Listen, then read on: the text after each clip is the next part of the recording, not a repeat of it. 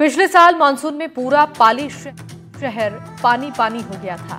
बाढ़ जैसे हालात बन गए थे और कई कॉलोनियों में 4 से 5 फीट तक पानी भर चुका था। हालात ये हो गए थे कि लोग अपने ही घरों में कैद होकर रह गए थे।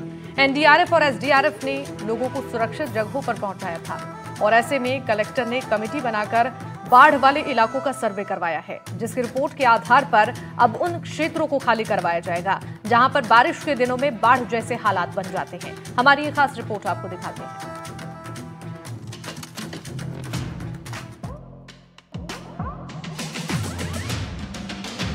प्रदेश में कई ऐसे जिले हैं जहां बारिश के दिनों में लोगों को काफी समस्याओं का सामना करना पड़ता है। पाली में भी हालात कुछ ऐसे ही हो जाते हैं। बारिश के समय लोगों का घरों से निकलना तक मुश्किल हो जाता है।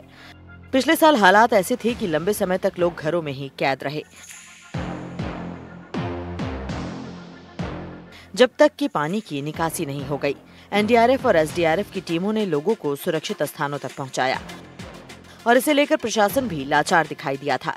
ऐसे में इस साल मानसून आने से पहले ही कलेक्टर ने कमेटी बनाकर बाढ़ग्रस्त इलाकों का सर्वे करवाया, जिसमें सामने निकल कर आया कि लाखेटिया तालाब के नालों के किनारे और आसपास लोगों ने अतिक्रमण कर दिया है। कच्चे पक्के मकान बना दिए गए हैं। साथ ही लोगों ने नाले पर ही अतिक्रमण कर पक्के निर्माण करा लिए हैं। नालों को भी छोटा कर दिया है, जिसका नतीजा ये निकला कि पानी के डूब क्षेत्र में निकासी का रास्ता ही बंद हो गया या सकरा हो गया है। कमेटी ने सर्वे की रिपोर्ट कलेक्टर को सौंपी है। रिपोर्ट के आधार पर नगर निगम ने अतिक्रमणकारियों को जगह खाली करने का नोटिस थमाया है और अगर अतिक्रमणकारी यहां से नहीं हटते तो नगर निगम अतिक्रमण को ध्वस्त करेगा और बहाव क्षेत्र को खाली कराएगा। पिछले साल बाढ़ के हालात को देखते हुए इस बार प्रशासन मानसून से पहले ही कमर कसने को तैयार है। इस बात को लेकर कि लाखोटिया का जो ओवरफ्लो है, ये पानी रजत नगर और रामदो रोड होकर के कई बार घरों में घुस जाता है। प्रशासन ने यहाँ बसी कच्ची बस्ती के लोगों को हाथ में नोटिस थमा दिया कि 10 दिन में यहाँ का आपको स्थान खाली करना पड़ेगा। इन लोगों की पीड़ा क्या है, इन्हीं से जानने की कोशिश करते हैं कि आखिर ये कितने सालों से यहाँ रह रहे हैं, क्या क्या इनको सुविधाएं मिल रही है, बावजूद इनको नोटिस दिए जा रहे हैं, और नोटिस क्यों दिया, क्या कहेंगे आप इसको नोटिस को लेकर? नोटिस के बारे में हमारा कहना है कि हम 50 साल से यहाँ पे रह रहे हैं। हमारे दादा ससुर जी थे, उनका भी देहांत यहाँ पे हुआ है।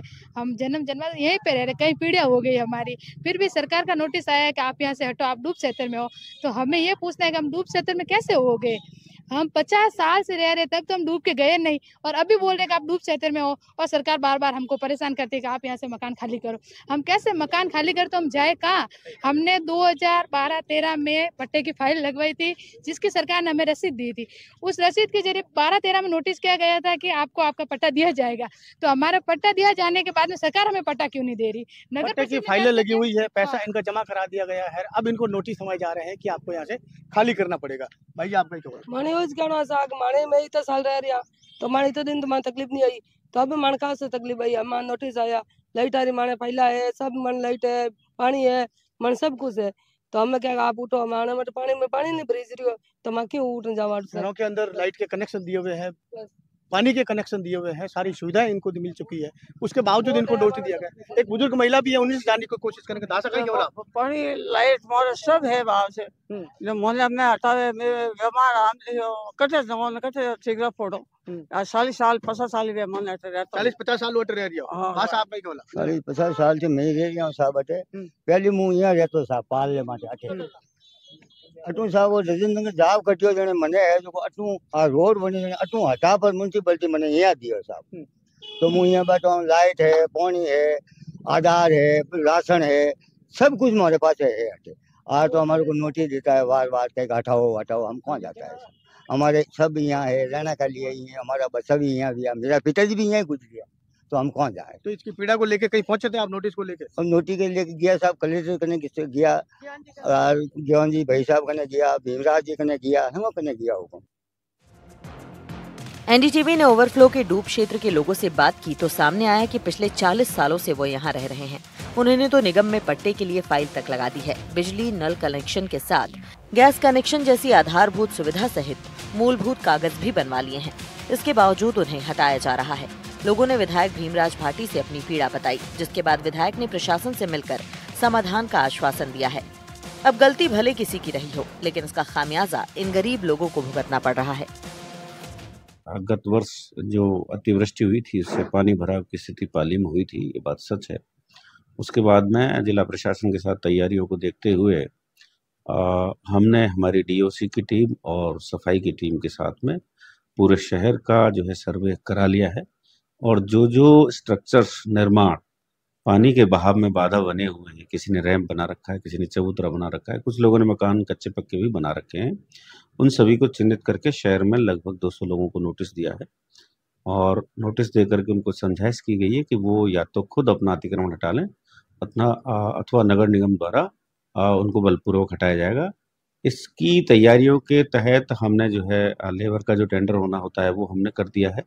हमारे पास जो खुद के संसाधन है वो हमने रिपेयर करा लिए हैं, और कुछ तोड़फोड़ के लिए हमें कुछ संसाधनों के आउटसोर्स की आवश्यकता है, वो किया जा रहा है।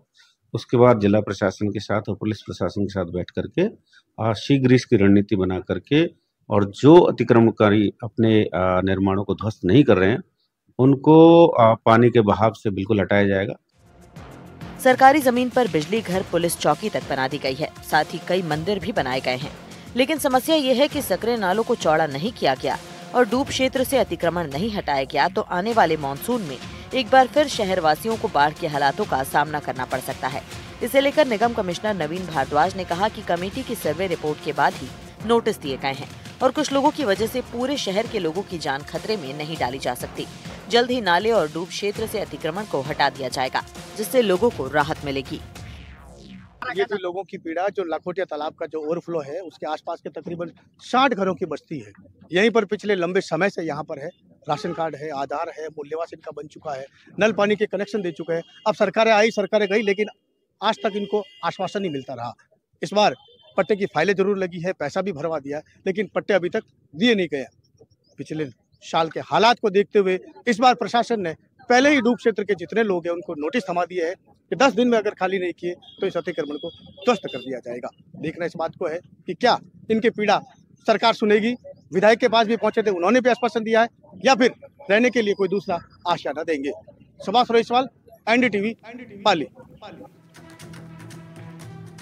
तो देखा आपने डूब क्षेत्र वाली जगहों पर इस बार किस तरीके से ध्यान दिया गया है, ताकि बरसात के मौसम में जो नालों का पानी लोगों के लिए समस्या का सबब बन जाता है उस पर ध्यान दिया जाए। और अब यहां पर सर्वे कराया जा रहा है, जिन जगहों पर अतिक्रमण किया गया है उन जगहों को खाली कराने की कोशिश की जा रही है, ताकि अगर बारिश का मौसम आता है तो लोगों को यहाँ पर परेशानी ना हो। और ऐसे में जिन अवैध निर्माण को यहाँ पर ध्वस्त कराने की कोशिश की जा रही है उनसे अब बाढ़ग्रस्त इलाकों में लोगों को बारिश के मौसम में राहत मिल पाएगी।